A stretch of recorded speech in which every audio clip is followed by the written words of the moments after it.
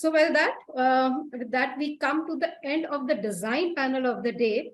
And now let's moving on to the next session. We have the fireside chat of the day where the women leaders will share their views on being champions of change in tech world. So let me introduce our speakers of this session. The conversation will be chaired by Shajai Jacob, Managing Director and Country Head, ANAROCK Group Business Services, ApnaComplex and ANACITY. Mr. Jacob oversees the PropTech verticals of ApnaComplex across India as well as ANACITY in the Middle East, both of which are smart app-enabled PropTech community management platforms. He's a global business leader with over 22 years of proven track record in international and Indian business leadership and strategy with wide-ranging experience across verticals like technology, real estate, professional services, e-commerce, retail, banking and finance, aviation, FMCG, hospitality, and healthcare. Mr. Jacob, a very warm welcome to you. Let me now introduce our distinguished speakers. Let me welcome Ms. Kanika Gupta Shori. She will be joining us in a little while. She's the founder and COO of SquareYards and has more than a decade of diverse experience in banking and entrepreneurial venture in event management and entertainment before starting SquareYards. She has hands-on experience in building India's largest and fastest growing PropTech fintech aggregator SquareYards from the scratch. Our next eminent panel member, let me introduce Nidhi Srivastava, co-founder and CEO Vibe Realty, as well as founder Graviti, Dubai. Nidhi Srivastava's international firm Graviti Properties with trade license in Dubai extensively markets developers like Damek, Danube, Nakil, MR in Indian, UK, and US markets. Her second venture, the Vibe Realty, deals with Indian developers sharing solutions on end-to-end model from capital funding, sales strategies, and CRM. Let me introduce our next speaker of the session, Ms. Priti Thakur, General Manager, Salesforce Initiatives at Oberoi Realty Limited. With over 22 years of experience in customer service across diverse domains like telecom and real estate, Priti Thakur brings a wealth of knowledge related to the customer service processes that makes her capable to design the processes in a technology-based system. Throughout her career, she has played a pivotal role in spearheading the technology-driven implementation of new processes in customer service for efficiency and productivity. Our final member of this session is Shivani Karia Jhaveri, co-founder and CMO BLOX. Shivani Karia Jhaveri co-founded BLOX in 2019. She has a decade of experience in marketing and building D2C brands across industries like fintech and real estate. And as a CMO, she is passionate about building the first direct-to-consumer home buying brand in India that is fully tech-enabled and supported by a multi-actor product ecosystem. So this is our panel, and let me hand it over to you, Jacob, all these dynamic ladies of this session. That seems like quite a responsibility, handling all the dynamic ladies. We did a little bit of a pre-panel chat where they promised not to rag me. I hope they stick true to their commitment. But the fact is, delighted to actually moderate the session. It's a power pack session. I know Nidhi extremely well. I know Shivani from past interactions. Priti, welcome on board. And of course, we'll wait for Kanika to join as and when she can, given that she's transitioning between countries. So good, thank you. This is an extremely important panel. The reason why I saw it when it was curated was that this has really the creme de la creme of women leaders who are leading their businesses in tech and prop tech within their firms. Real estate cannot be bereft of transactions. Real estate is all about transactions, and real estate is all about sales and marketing. But how PropTech is accelerating that sales and marketing, how PropTech is ensuring that we reach the end consumer, faster, and how is it that we can ensure that there's a lot of automation that can be done in the traditional way of doing things. Trust me, I've spent a decade in real estate, and real estate is possibly the only industry which is still yet to catch up with tech. So ladies, whatever y'all are doing, y'all are really ahead of the curve, so thank you for that. And the industry really thanks you. And on behalf of all the men who have a possible dominance in the industry, we thank you for, showing us the way, really. So before that, let me just throw some light, a few points, which, and I always like to throw research, given my research background, the fact that there are about 28,000 active technology startups, but only 18% have women founders or co-founders in their senior levels. And these are technology startups, right? Women hold only 15% of C-suite roles in India. The global average is 25%. Yeah. 15% of Indian unicorns have at least one female founder. So it's only 15% of Indian unicorns. And there are lots of companies which are soonicorns and going to be unicorns or on the way, but only 15% of current unicorns have a female founder, right? But at 40%, India has the highest number of women graduates in the engineering, science, maths stream. And 80% of them, of course, working for non-tech companies. But some of these employees who are working in tech companies, there are about 28,000 technology startups. As part of real estate, which is a male-dominated sector, women constitute only 14% of the workforce.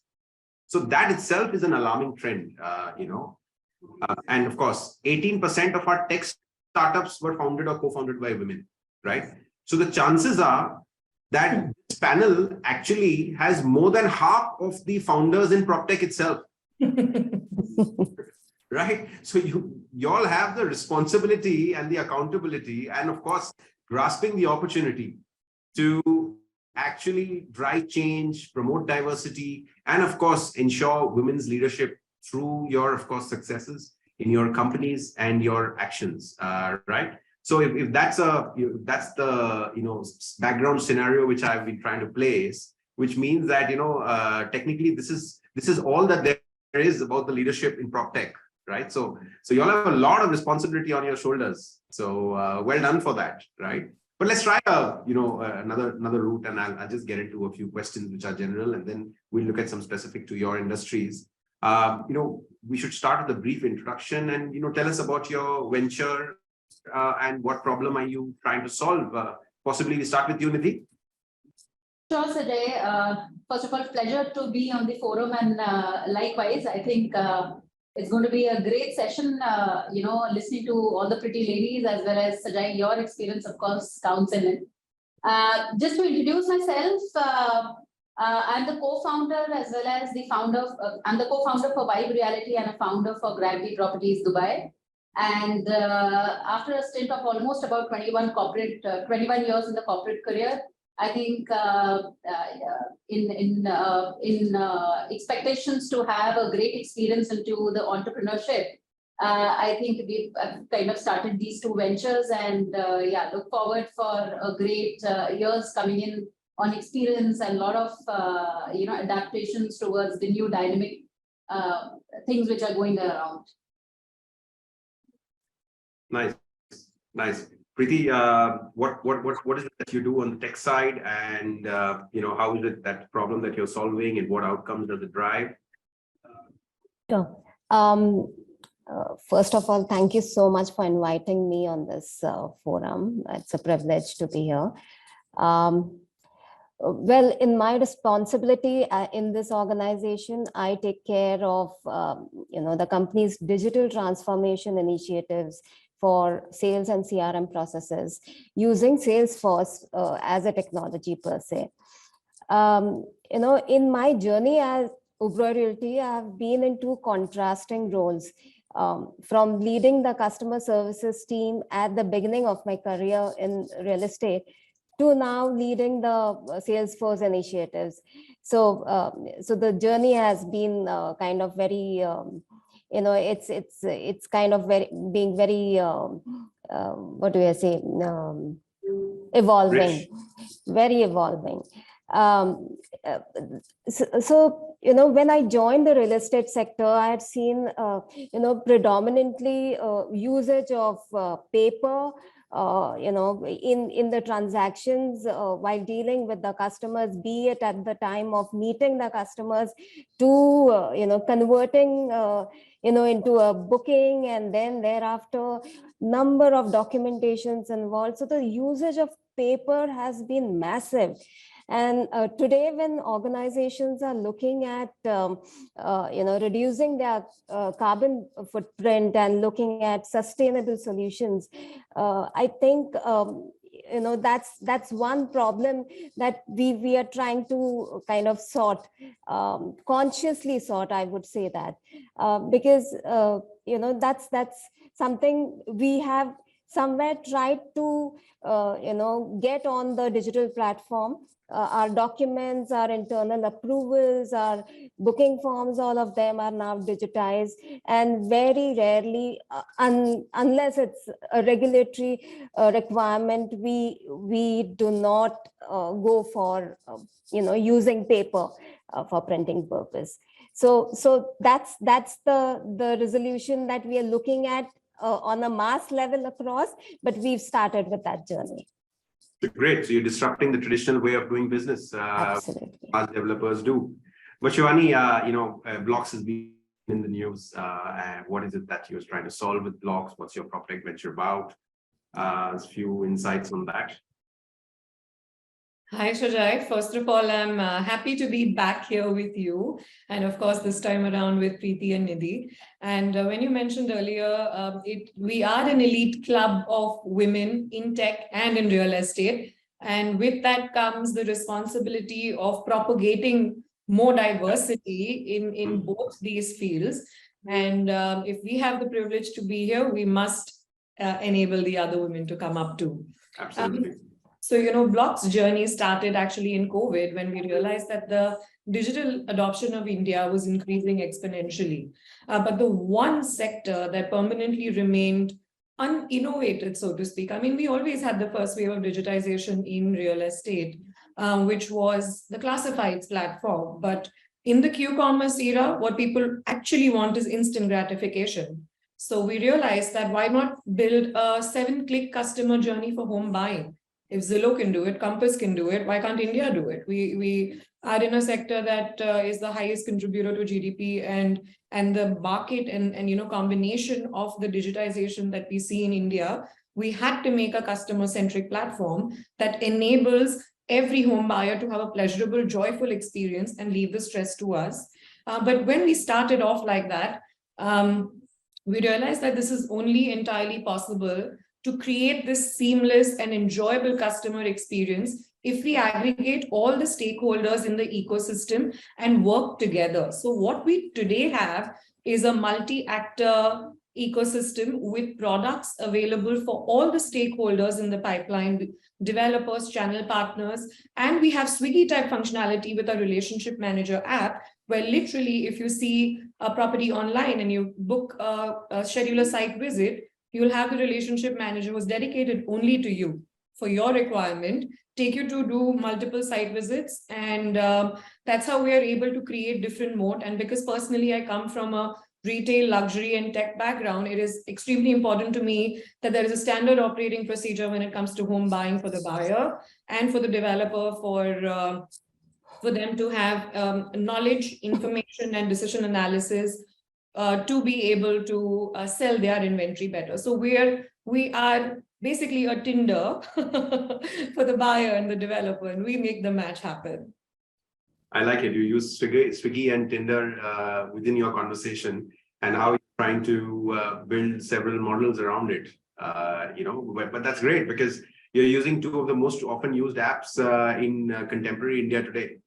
Our inspiration has always been the Western style of tech, and aim is to bring that in India. Right. So I've got another question, which says, about diversity, and we keep talking about diversity, and I give some numbers. Real estate diversity is about 14% of women being in there. But what's the edge that diversity can bring in tech and prop tech? We all know what's the edge that diversity can bring within the larger construct of real estate. It just makes the entire real estate company far more smarter, far more agile, far more nurturing, which is also a great culture quality to be had in building culture.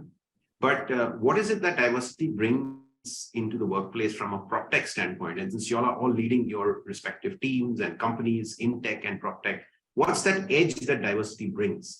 And And how crucial is it to see more women in such leadership positions like you are? And how are you, in your own way, encouraging diversity? So, BLOX started before I turned 30, and the challenges of being young and being a woman were not really experienced personally by me in this industry. So it is a welcoming industry to women, number one. It is, while we say that there are few women, it is not by design, it is just by happenstance, really. But the idea is that when women come into the picture, diversity brings innovation, and in innovation will a company thrive and be able to build, right? If, Shajai, we can't say this, but if you've ever been in a boys' classroom or a boys' hostel or a boys' anything that has only boys, you'll know that the conversations are drastically different from what you would see in a co-ed setup, So it's when you're in a workplace, you're usually supposed to be gender agnostic. You don't want to see if it's a man or a woman. The position and what they bring to the table is what defines that person. So, in real estate, unfortunately, somehow it has predominantly been male dominated because the promoters are generally males. How many women developers do we know, right? So that, and in tech, it just so happens that I think a lot of boys end up taking engineering, IIT. Uske baad, everyone enters tech. So it is by happenstance, but in no way is this going to be an estimate of where the future lies. Because if you see the trend of how many women are coming in tech, how many women are coming in real estate, the number of founders that are in India in tech today versus 5 years ago. So as long as the trend is moving in a positive direction and diversity is coming into the culture and the ethos of the organization, I think women are just inherently great at multitasking, and because like genetically women have been doing a lot of chores and tasks at once. So I think that men, women together can create some fantastic progress, and it should definitely be promoted. And I encourage more women to come into tech and real estate. We don't bite. You don't bite. Nidhi, what's your view on diversity on the workplace? You were setting up your organization. Dubai happens to be the latest field of play for you. India has been your home ground. What does that teach you, or what is it, learnings that come to you, both from a diversity and the edge that it provides? So I completely agree with Shivani. I think real estate per se for a very long time had been a very dominating field from a male side. However, I think Shajai, the trends are really changing because we see a lot of Salesforce now consisting, and especially when it comes to luxury. I think we see a lot of female coming in while we sit across these chairs and interview a lot of people. We find a different kind of aggression when it comes to women or probably girls who want to enter into real estate. They're more diversified in terms of understanding. Real estate and women really connects well because it's all about the sentimental selling of a product, which is house. So right. I think for a very long time, it has so happened that we always consider this field as a very male-dominated field, probably because, I mean, sorry if I kind of take you to some kind of a technical jargon as RERA. So before RERA, it was very unorganized. It was developers, brokers who are not working under certain protocols. But what I feel is after RERA, especially when the field has become, there are pros, there are cons, there are ifs, there are buts. So after that, what has become, there is some kind of a knowledge which comes in this some kind of an intellect. And I think I would say that now, if we think about this millennial generation, or probably we think about 2023, I think we in fact have seen in certain cases in certain organizations, not only in India but across the globe, that women, especially in the sales field, have come to almost about a percentage of 60% is to 40% as in ratio, and especially when it comes to luxury. Talking about Dubai, Shajai, you would kind of appreciate the fact because that's some place where we both have been. I think companies like Damac, Shobha, maybe Nakil, I think all these multinational companies You see almost about 80% female employees working on the top brasses or probably top, top verticals or departments. So yeah, I feel that while there was a past, so real estate phase 1 and real estate phase 2 is completely different. Diversity, acceptance towards the female staff. I think that's exactly what we can see very prominent. Nice, nice. And Priti, you would have moved into real estate. This is possibly your first stint in real estate. And you would have worked in possibly diverse, heavy organizations where women will have played pivotal roles. And now you working for a developer, one of the best developers in the country, and frankly, a developer that I personally love. A great organization. But what was your thought? Firstly, what's that edge do you think that it brings to a developer or to the real estate fraternity? And then this is yours would be a more of an outsider's view into the industry. You're talking about from the women leadership position? Yes. All right. So, the organization per se has been very open in terms of giving leadership roles, irrespective of whether it's tech or whether it's, the architecture or project or engineering. For that matter, as what Nidhi said, the sales domain has been dominated primarily in this organization by women. So be it retail sales or luxury sales, they've been head by women leaders. But tech per se, I feel, women have a bias probably towards technology. If you look at the times, maybe with our parents, our mothers, something new, some new tech comes, or even for that matter, when the mobile phones were introduced, they were a little skeptical to start using it. And, hand it over to your father, he'll do it. That was the immediate response. But I think it's predominantly a bias that is there. So even presently, while I have taken up this baton of getting the processes into the tech driven system, I do not see a lot of inclination by women to get into this particular side of working.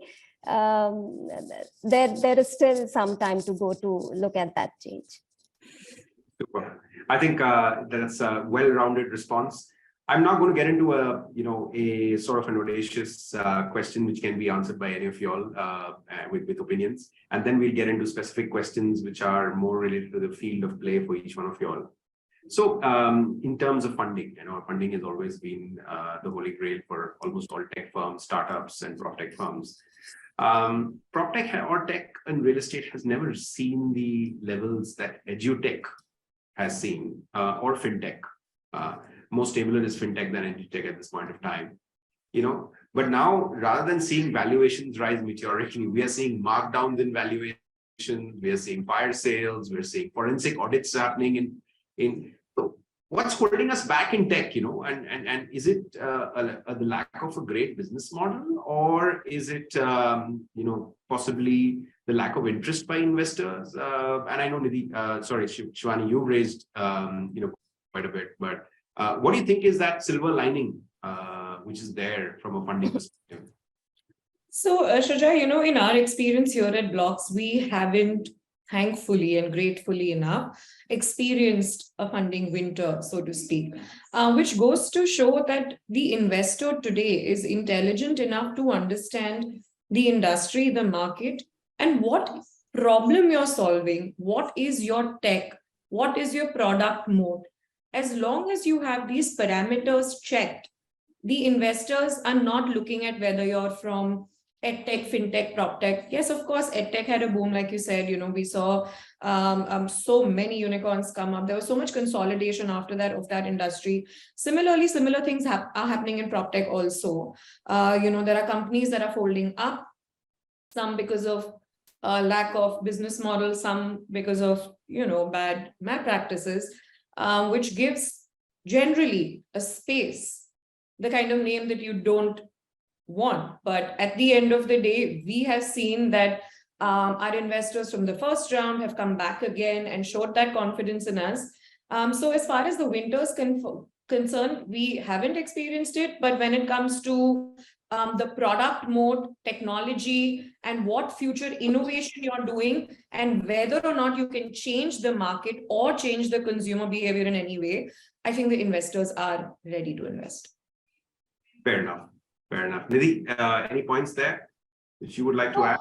I think very aptly said by Shivani, and what's happening around is that there is a differentiation, so there is an investor base, there is a user base, there is altogether a different traffic, which is maybe we can call them a broker, we can call them probably channel partners. So all of the three different parameters have different requirements, and I think that's exactly how probably Shivani has explained. I think that's exactly what is required in an organization, that you have a differentiation created on those platforms, and any organization which have a different tech strategy deployed for different segment. I think that's the way forward, and that's how the company take a leverage of going a little more ahead.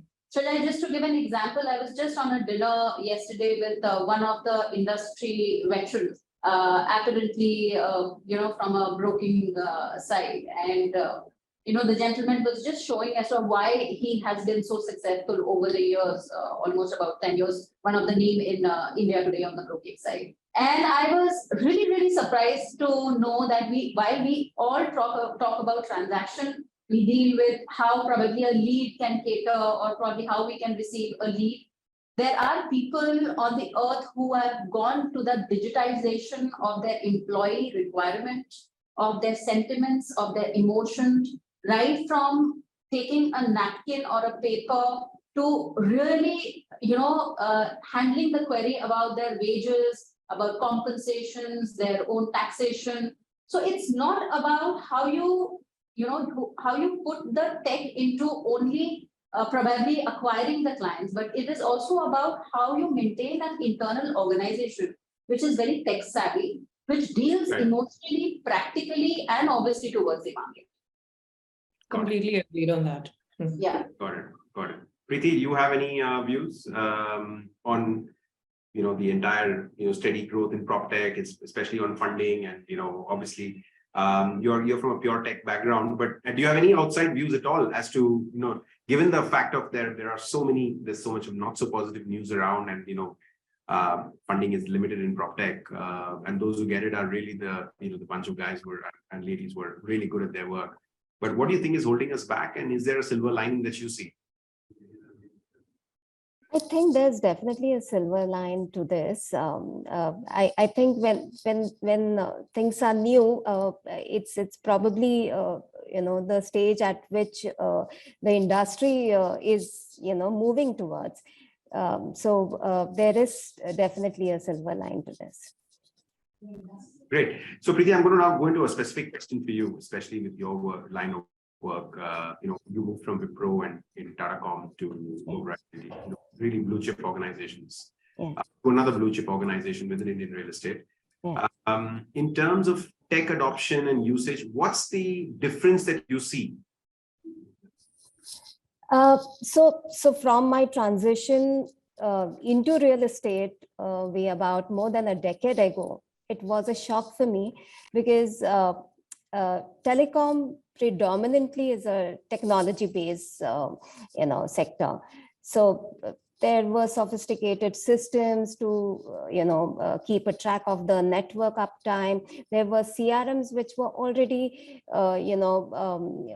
completely ready with, features, ready to cater to the, the customer service teams, customer handling queries, and all of that.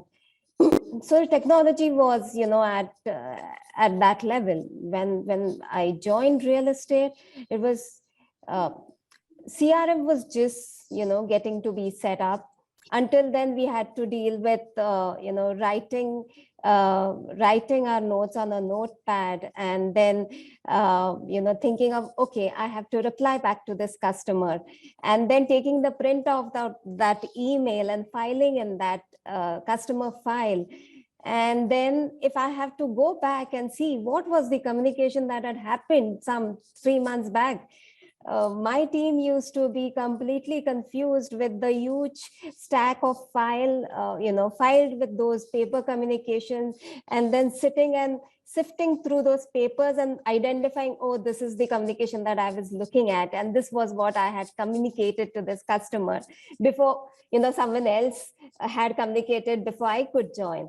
So all that was a complete, contrast to me. It took quite some time to understand how it works, and we did work on getting the CRM systems, the basic CRM systems in place to avoid these challenges. So yeah, I mean, the transition has been fast in terms of technology adoption. If I have to compare how technology has been different, was different in tech as compared to real estate, today, if I compare, I don't think there's much of difference, because today we are ready with AR, VR solutions, all set to give immersive property experience to our customers, digitization of various processes. Today, the government is offering online registrations from the comfort of the developers office to the customers. We have all other tools to track the leads and the markets and all of that. So we've come a long way, and we've come in a definitely a fast-paced manner. Super. So here's a question for you, Shivani.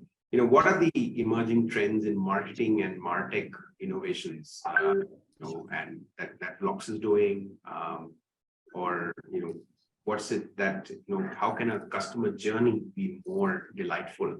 And how is it that BLOX has been straddling this requirement?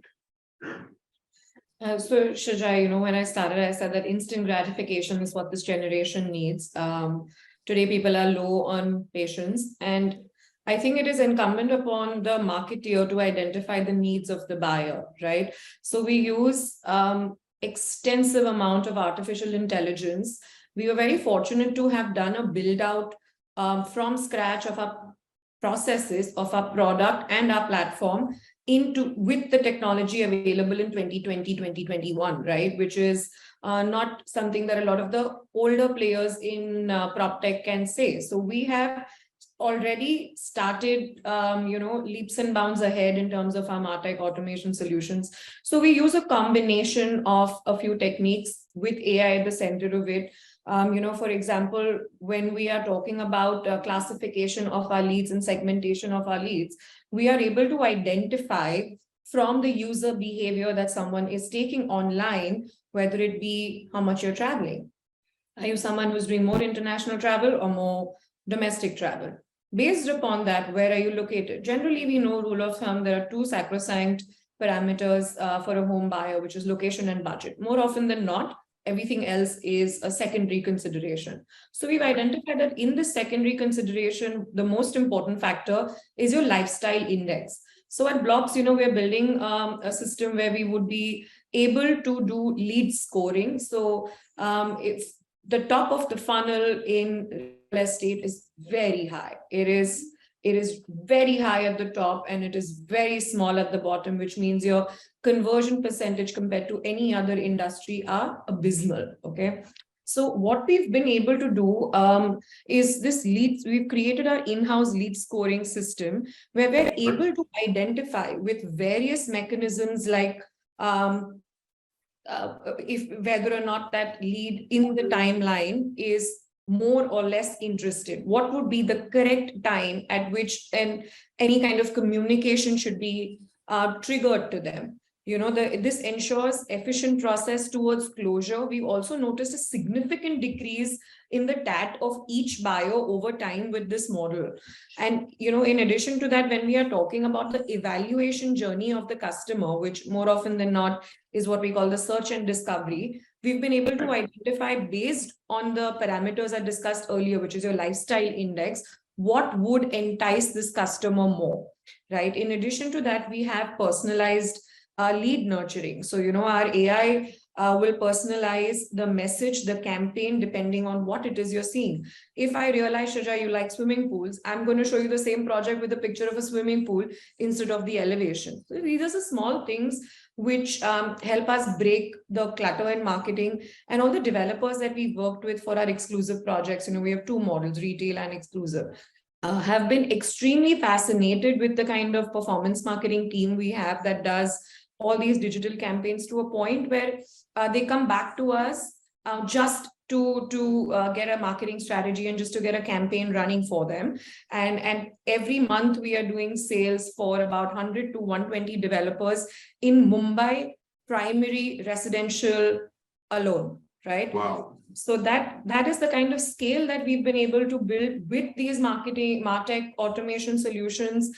We also have automated sales tasks where we use AI to, schedule appointments, send follow-up emails, track leads. I think Priti will appreciate that. When we are talking about CRM, this is what the future needs. Future needs automation. Future, the marketer's dream is to be like, hey, I've found a customer for you. This is the right time to trigger a communication to them. And this is the best time at which you can close this customer. So we have taken painstaking efforts here at BLOX with our division BLOX Labs, which is our tech innovation and R&D division, where we've created these solutions in-house for being able to deliver the kind of marketing, or maybe a little bit better marketing than what I've seen across all other industries. When we talk about retail, it's extremely competitive. We talk about e-commerce, very competitive. In real estate, I've seen personally there's a lot of complacency when it comes to marketing. There's big budgets, don't get me wrong. But in terms of the creative output, in terms of the strategy and thinking, I think there are a thing or two that BLOX does differently that can enable developers to sell better and customers to know their own needs a little bit better. So that's what we're doing in terms of MarTech automation at BLOX. That's quite a lot.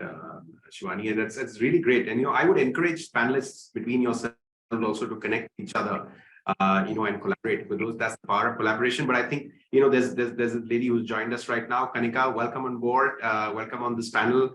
Thank you for joining. Yeah, hi Shajai. Lovely meeting you and all the other fellow women. Thank you so much for having me. Thank you. You made quite an impact. Our entire panel discussion Wi-Fi network went down when you entered. So I guess you are used to making an impact. Oh my God.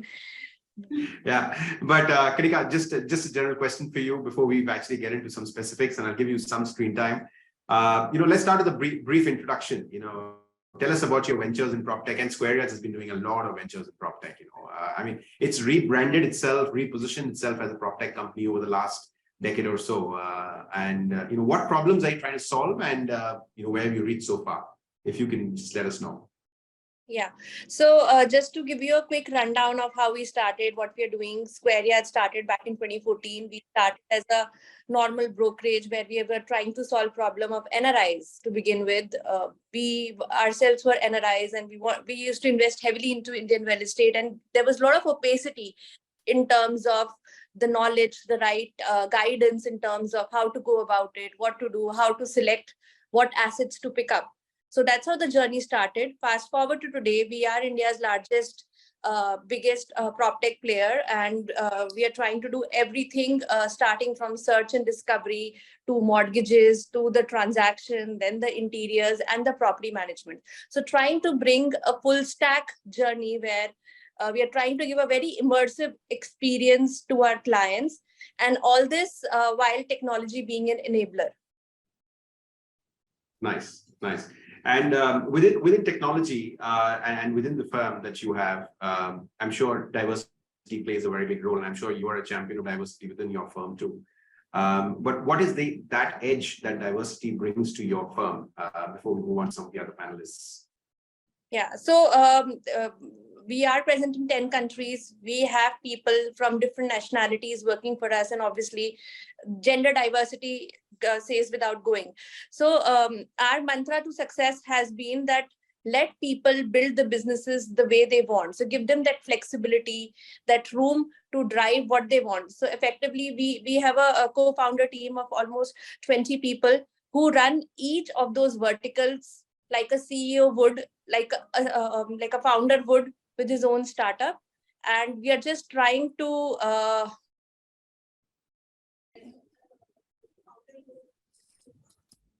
Sorry, I think we lost you, Kanika.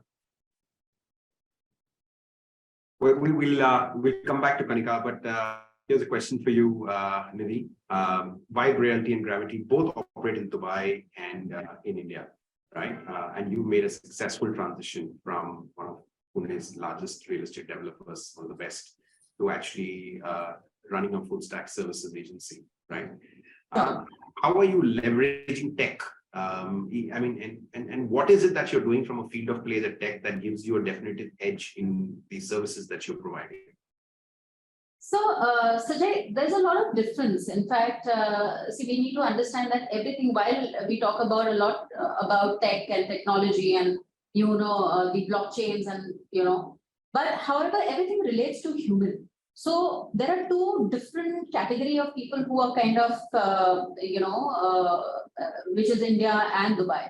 Now, when I talk about more about Vibe Reality is concentrating about developer to consumer, and it's more to how probably we can make a lot of sense to the developer, not only focusing on the top line, which is sales, but we're also focusing on the bottom line of the company, making the developer more profitable.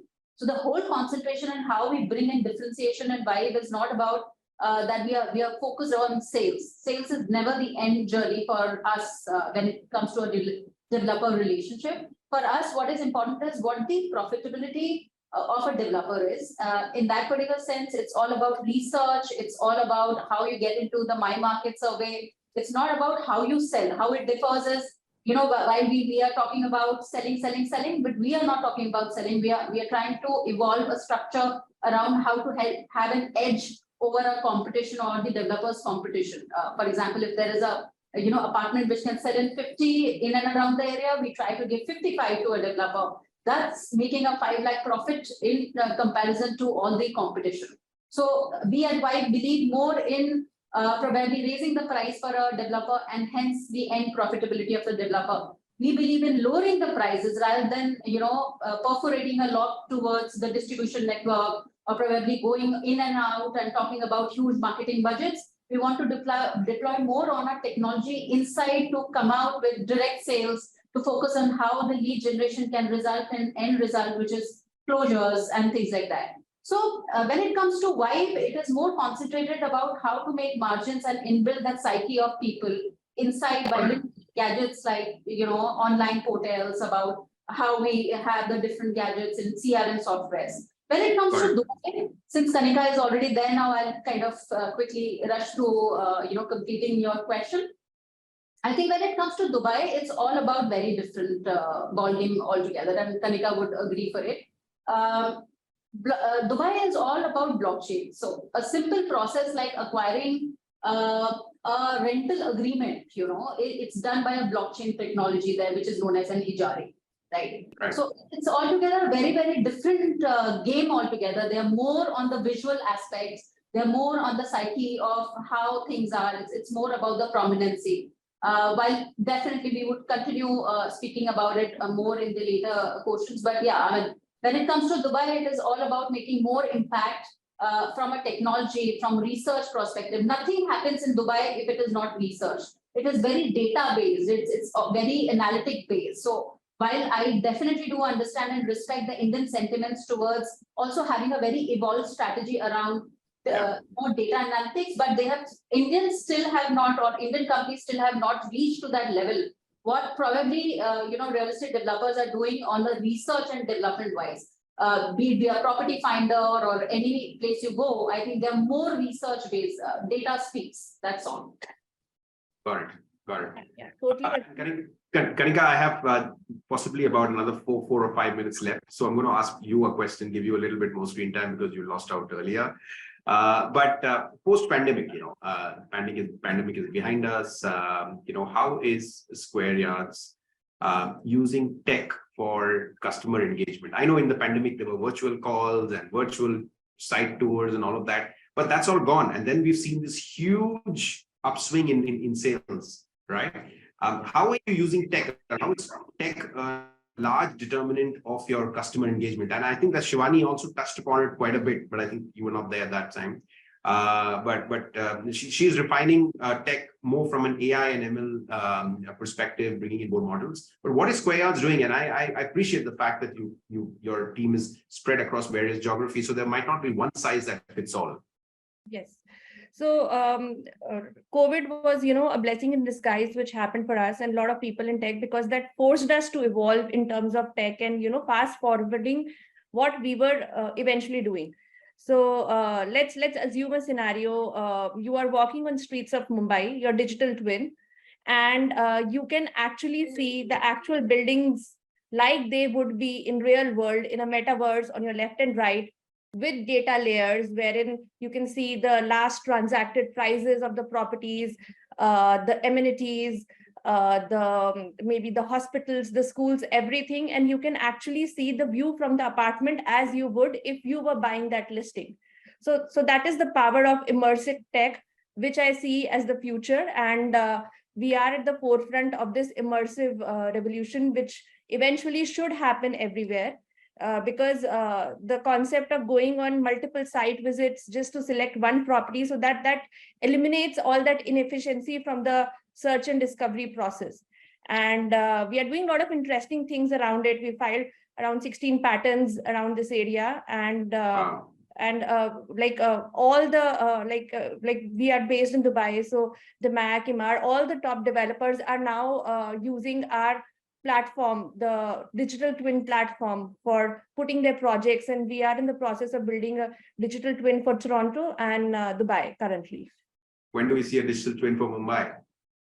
That would take some time because the data is very, very disseminated, and that would take some more time. So the more developed cities like Dubai and Toronto, where we did have those initial data layers to begin with, those are our first experiments. Right. I have time for one last question with Priti. You've been patiently waiting to speak. You mentioned unified CRM during the session at some point. What inspired behind the idea for? So what is a unified CRM, and what's the idea which inspired you to put it in the first place? So unified CRM is a CRM system which is a integration of multiple different systems. When I speak about multiple different systems, it is ERP. ERP has been our main billing system, so that had to be untouched. So we were not going to redefine the wheel there, and integration with the ERP system was a mandate.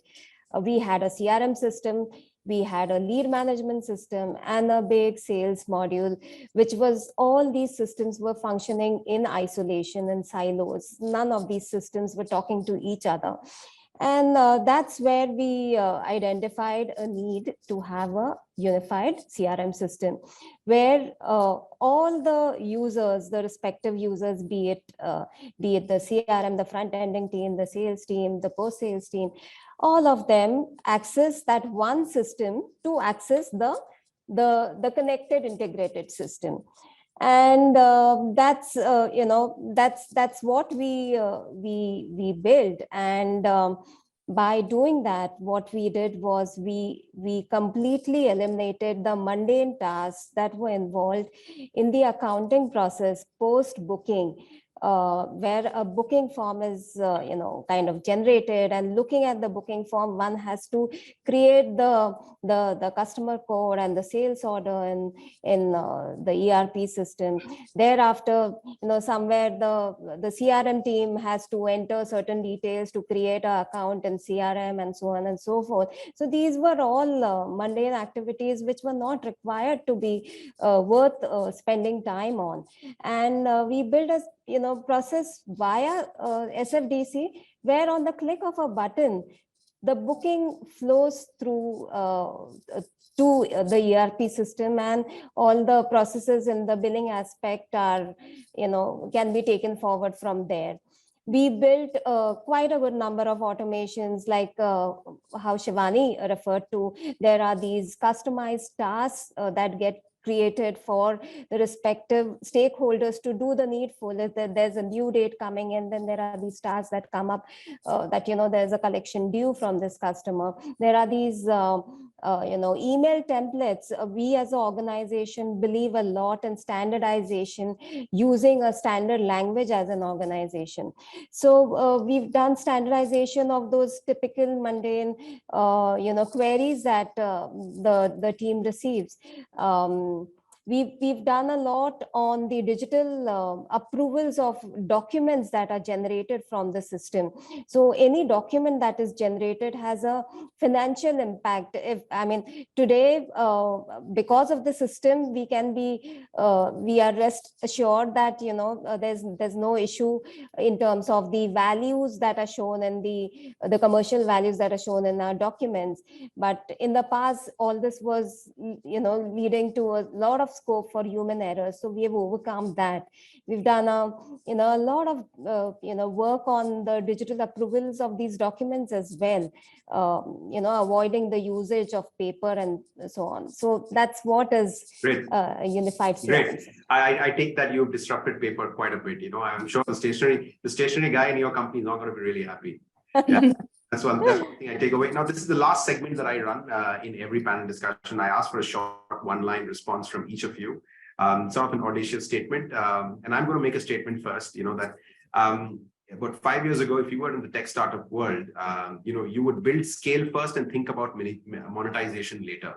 Let's build the infrastructure, let's build the scale, let's think about monetization. But I think since last year, that entire perception has changed. You have to think monetization now, you have to build a sustainable business now, and then scale up with that monetization. This is the mantra which is being followed by most organizations now, and most founders are actually talking about it, right? There are founders who've gone on record and saying, I wish we hadn't grown at such a scale that we didn't know how to monetize, right? Now, as an icon of change and as a lady in your business and in leading that business, what is that one idea or advice that you would give yourself if you had to model your business in a different manner from where it is presently? So I'll repeat myself. As an icon of change and women in leadership position within your organization, what is that one advice that you would give yourself if you were to model your business in a different manner from where it is presently? And we'll start, with you, Shivani. So that is a tricky one, Shajai, but quickly on a parting note, what I'd like to say on scale and profitability to your earlier point is that they're both not mutually exclusive. So you build great technology to build the scale, but you also simultaneously build a very sustainable business that is profitable. Like BLOX is profitable, we are CM3 level profitable. And at this point now that is set, we are focusing on the change that is BLOX Labs and creating all these fantastic products here at BLOX, which I welcome you to come get an advanced demo. It's going to be open for the public next week, but I welcome you, Nidhi, Priti, and Kanika to come see what we are doing with voice intonation-based software and lead scoring, etc. So in terms of what advice, it would be keep up with the times at all times and see where the trend is moving and make sure that your company, in the spirit of Darwinian theory, is constantly adapting to the changing landscape, and then your goal. I think this is it. And yeah. Super. Nidhi, what would you say? As an icon of change, what is that one advice you would give yourself if you had to model your business in a different manner from where it is presently? Well, Shajai, I think not as an advice, but I think as a learning, I think I follow a lot Jack Ma. and taking some kind of learnings from him. I think business is all about being dynamic. Acceptability and adaptation is the way forward. I think as an entrepreneur, as a leader, I think what's required, and most importantly, as a woman, what is very important is to get yourself adapted with the changing trends, changing technology, changing people, changing environment. And I think as long as I am able to adapt and be flexible in my business, I think nothing can stop. Super. So I've got evolve and I've got adapt. Absolutely. What about you, Kanika? So I feel like Shivani rightly put it, that these two things are not mutually exclusive. What we need to strive is for sustainable growth, which can be done profitably. And unlike a lot of others, startups in our ecosystem, that has been our ethos from the beginning. Great, great. And Priti, from your... So in one line, be open for change. And I strongly believe change is the only constant. So keep up with the time. So it's amazing, you know, the fact is that whatever you are saying is possibly going to be the byline and mantra for a lot of ladies who are looking at your growth in the sector and are going to be following through with you. And that brings us to the end of our session. Thank you so much, ladies. So much of power and ambition and intellectual capability and capacity. It really augurs well for the growth of real estate in India. And of course, in Dubai, we've seen a lot of examples today. We've spoken about the Tinder-esque and the Swiggy kind of models.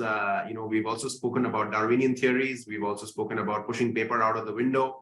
And obviously, we've also spoken about how blockchain is creating, and of course, not to mention the long-await, you know, the twin in the metaverse and the digital twin. And hopefully, will bring something for Bombay or Gurgaon, which is where she is from. Thanks, Shajai. I think very well conducted conversation also. As they say, if they don't give you a seat at the table, bring your own chair. So I think our women leaders here, they exemplify that. So thank you so much for that wonderful conversation. Kanika, I know you were in transit and still you made it on the panel. Thank you so much. Nidhi, thank you for joining the session. Priti and Shivani, as always, a pleasure to have you in our discussions. Shajai, once again, thank you for moderating this panel. Thank you to all our speakers.